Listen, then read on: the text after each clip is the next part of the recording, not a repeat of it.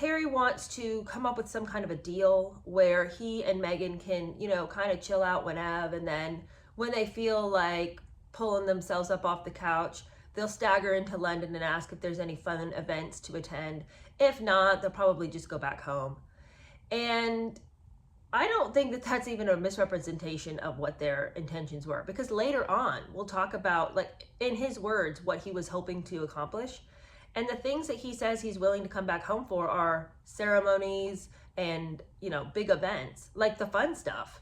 I get to go stand out on the balcony stuff, not the day in and day out, representation of charities. And he keeps talking about, like, we want to continue on our work. What work is that? With the exception of, like, way back when, talking about his work with veterans, he hasn't mentioned any of his charitable work, except for that, he'll be like, I had to go to work, I had to go to the office. But when he's at the office, it's all about trying to get ahead of stories in the press.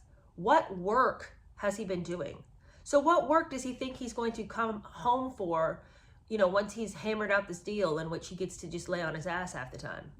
Okay, so we left off last time where he'd already kind of written out one memo, but that got leaked to the press. And so he kind of had abandoned the idea. And then while they were in Vancouver, they decided this is really the life for us. Playing out on the lawn with our kid, kind of just, going into the village for food when we need it, just kind of like, hanging out. So they thought, how can we make this actually like our real reality?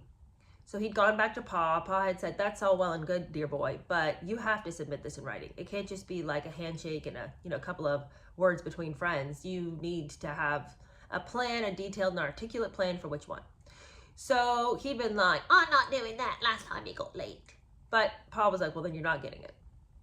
So he goes and he gets a plan together in which he had said specifically that they would be willing to renounce their titles if it only meant freedom.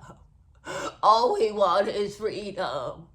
So they threw that out there so that they could look really like victimized, like, this is what it's come to.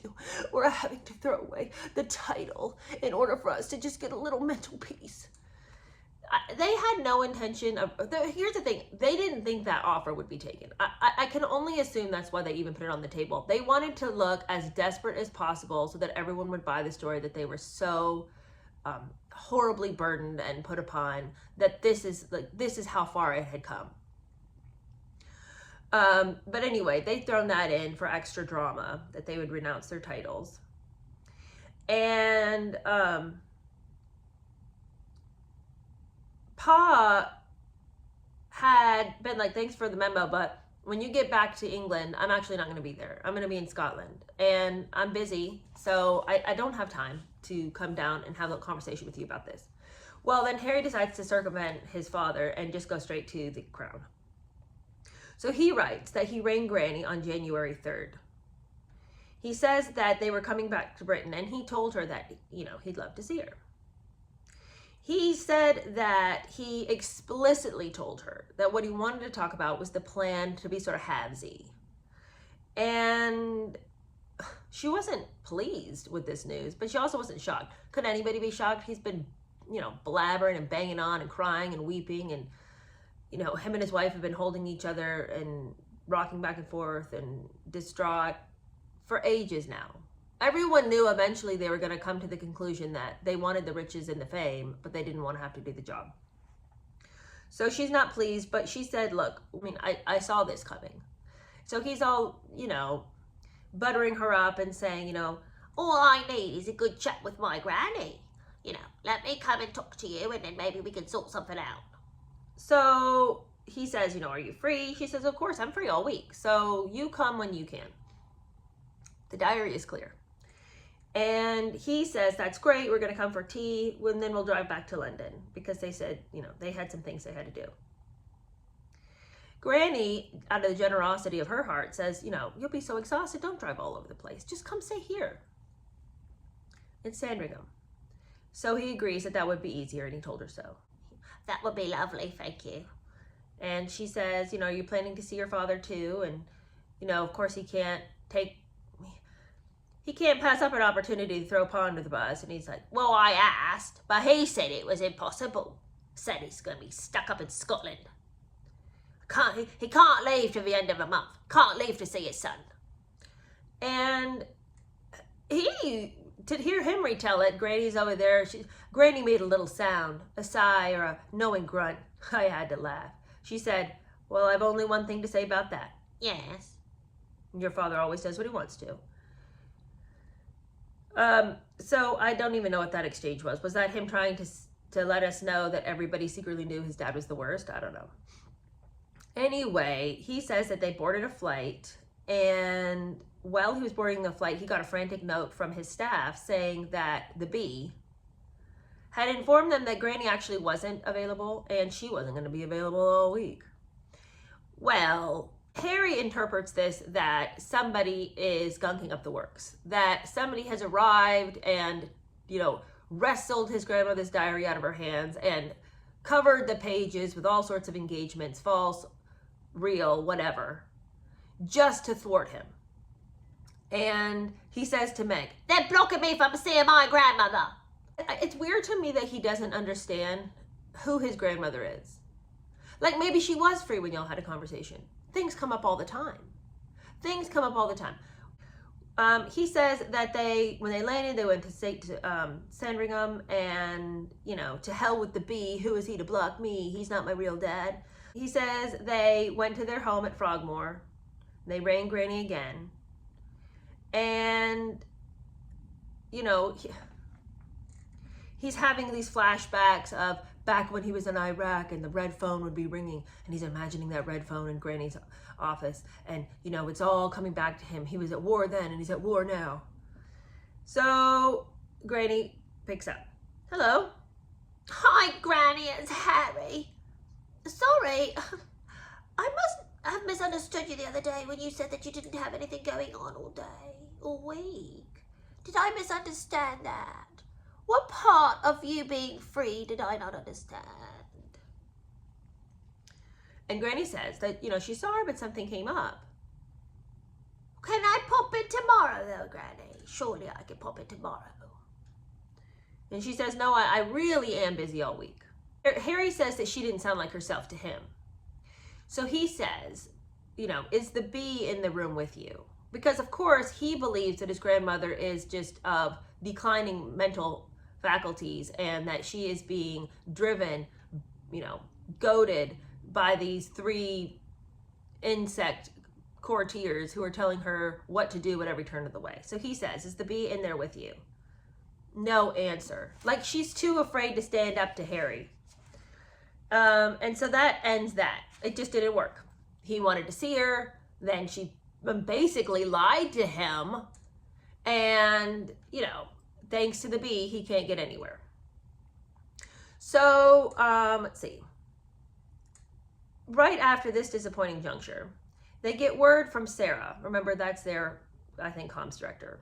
That the Sun was about to run a story saying that they were stepping away from their royal duties to spend more time in Canada. He says that there was this sad little man who wrote for the newspaper who was not a royal correspondent. Just some kind of entertainment editor. And why had he been assigned to the story? Well, Harry, it's because you haven't done anything except be like a celebrity. You're just a face.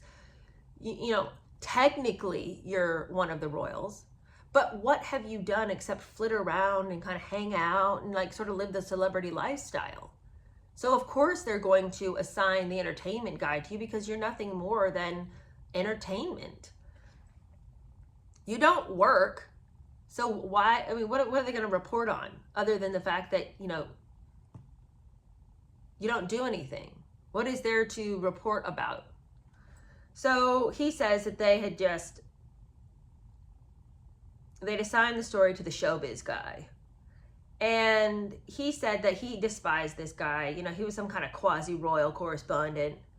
And that he had this sort of secret relationship with this close friend of William's comms secretary, who was over there constantly feeding this guy little bits of information, which he says mostly those were just, gossipy things that weren't even true. Most of them weren't true. Well, which ones were true? You know, when he has to admit that some of them were true, you know that probably like 98% of it was true. Anyway, he says that they were horrified because they didn't want this joker to be the one giving out their news, that they were working on a plan to separate from the royal family. They didn't want someone else breaking the news. They didn't want someone else twisting the story. Maybe somebody could get married and they could go break the news at that person's wedding. Anyway, he says that he phoned Granny to tell her about the son. And they thought maybe she would let them hurry up and make a statement. And she said she understood, she'd allow it. But, you know, don't add to the speculation. Just say something very bland. You know, be calm. Don't stoke the fire. Just, you can say something, but it doesn't need to be outrageous. So he says that when Granny said that he could say something, he writes, I didn't tell her exactly what our statement would say. She didn't ask. But also, I didn't fully know yet. I gave her the gist, however, and I mentioned some of the basic details that I'd outlined in a memo that Pa had demanded and which she'd seen. So he says the wording had to be really precise.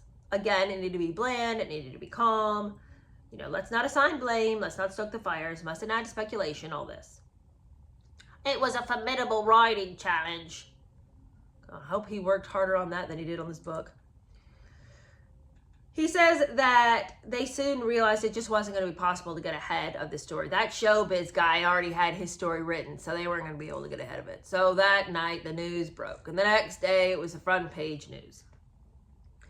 And he says that the story depicted their departure as a rollicking, carefree, hedonistic tapping out, rather than the careful retreat and attempt at self-preservation. Isn't that so interesting? Like, look at him saying, you know, that wasn't what they were doing, that this was some kind of careful attempt at self-preservation, but it's like, you literally just told us the truth versus the lie that you continue to tell yourself. According to you, this has been some kind of carefully planned exit, but how can any of us see it as anything other than you just looking to go on an eternal and everlasting vacation? Because you aren't really doing anything with your time. When you're off, you're not really doing anything with your time. It's you just, you know, holed up at your house, looking out the windows, peeking through the blinds, imagining chaos at every corner. How is it that he can truly believe that this is not him just looking for like a lifestyle of ease? But according to him, I mean, this was about mental and physical protection of him and his family. He also said, and this is what really just threw him on his back, that it included, this newspaper story included the telling detail that they had offered to relinquish their Sussex titles. And there had only been one document in which this had been stated, that being the memo he had written, his private and confidential letter to his father. So we all know who leaked this. Pa. Okay, Harry. The thing is that, like, you have to think about how many times that memo would have gone around to people in government because they have to make a decision. So Pa has to send that to somebody. There are people who have to sign off on this. It doesn't have anything to do with Pa throwing him under the bus, calling up somebody from, you know, the Daily Mail or the Sun and being like, by the way, I got news on my son. Please, you know, it's like, this could have been leaked from anybody. So anyway, he writes this, there's the rest of this whole section is all about him gathering a team together, staying up all hours of the night. They've gone to the stateroom. There's a grand wooden desk. Him, his staff, Meghan, there they all are, each going over to the laptop, typing out a few sentences, then going over to lay down on a couch. Somebody else comes over, sits down at the laptop, types out a few sentences, goes and lays down on a couch. Somebody else staggers over, reads it feverishly, puts in a comma, goes over and sits down and has a cup of tea. It's like this long process where everybody, it's like a bunch of cooks in the kitchen trying to come up with some kind of a statement. It's the most ridiculous scenario. Like, why are y'all all working on it like this? What kind of a method is this to write anything meaningful? Here's the thing. I cannot imagine relinquishing the authority of a statement to anybody, like to a group effort that was of this importance. Like, I would want to write that out myself. And I'm not saying I wouldn't need somebody to help me edit it or look over it and decide, like, okay, is this really what we want to say? But the idea that you would just kind of, all of you have this kind of, hangout sesh where you each are trying your hand at, well, what do you think about this word? What do you think about this sentence? What? At one point, Harry wanders out of the room over to the Christmas tree that happens to be outside the stateroom. It's huge, enormous Christmas tree. Starts plucking off different ornaments and then staggers back into the room and hands out gifts to everybody. Hey, you want this? Well, I got this cute little corgi ornament. This one's for you. Thanks for your effort. I got another one with these. You want that one? It's like, what are you robbing the queen for? And then handing out prizes to your little friends in the stateroom, all working on the statement. Like, it was like the weirdest little story. And he says that they were all a little concerned, like, I don't know if I should be taking stuff off the queen's Christmas tree. Oh, it's all right. No one's gonna notice. And he says this. They were all touched but a bit guilty. I assured them, no one's gonna miss them. Words that seemed like a double-edged sword. This is like the most tiresome drama. Like, what is that? No one's gonna miss them. Just like they won't miss us. Okay. He says that later that day, it took him a whole day to write this. It makes me want to go read the statement and see, like, what did this group of individuals actually come up with. But anyway, he says that they finally came up with a final draft. Everybody's so weary. Everyone's rubbing the sleep out of their eyes. Everyone, barely stand up from the exhaustion. Everyone in the room was all worried that their involvement would be discovered. And what would it mean for their jobs if anyone knew that they had helped Meghan and Harry to draft this rebellious statement? But mostly they were excited. They felt like they were on the side of right. And he said that, everybody involved in that had read every word of the abuse in the press. And really, truly, if you were a person of any worth, weight, or decency, you would have jumped right in on this and helped those staffers. So every single person in that room was, this was the cream of the crop when it came to staff. These were the people who cared about human rights. He says finally at 6 p.m. they were done. They gathered around the laptop, read the draft one last time. This one staffer messaged the private secretaries of Granny, Pa, and Willie. And Willie's guy replied immediately, this is going to go nuclear. Truly, in the grand scheme of all things eternal, who gives a flip about what Harry and Meghan decided to do? Harry's colossal self-involvement makes me so angry. This is going to go nuclear. Will anything have ever changed because he decided to just be lazy? I can tell you that there will be consequences to his laziness because he didn't do good with what he had when he had a chance to do it. But as far as his life being the linchpin by which all things were held together, hardly. Anyway, I'll get off my soapbox. But he says that they finished, and then of course he knew that so many Britons were going to be shocked and saddened, churned his stomach. But the thing is that this was what had to be done. This was the truth, and he had to tell it. He was an honest person. So one of the staffers turns to him and goes, "Are we doing this?" Meg and I both said, "Yes, there's no other choice." There is a choice. It's called grow up. There is a choice. It's called, I'm going to grow up and I'm going to live that lifestyle. I'm going to live the lifestyle of an adult. What about that option? I'm going to choose to do what I can for this world with the time that I have. Because, Harry's not going to be laying on his deathbed being like, "I'm really glad that I sued the Sun." He's going to think, why didn't I spend more time on the charities that I said I cared about? Like, that's the shame that he's going to have to live with on his deathbed. He's not going to be over there I mean, maybe he will. Some of the things he does doesn't make sense to me. Maybe he really will lay on his deathbed and be like, I really stuck it to the man. But I truly believe that deep down in his heart, he's not resting well with the decisions he's made. Okay, carrying on. He says that, okay, so the statement goes out. He says that Meg and I walked out of the palace and jumped into our car. As we sped toward Frogmore, the news was already on the radio. Every channel. We picked one. Magic FM. Meg's favourite. Hers would be Magic FM. We listened to the presenter, and he was working himself into a very British lather. We held hands, we shared a smile with the bodyguards in the front seat, and we all gazed silently out of the window, grinning to ourselves about the scheme that we had just managed to pull off. I love how he says that they hated to do it and their stomachs were churning, but then they're over there sharing secret smiles with each other. That doesn't sound like the actions of somebody whose stomach is churning.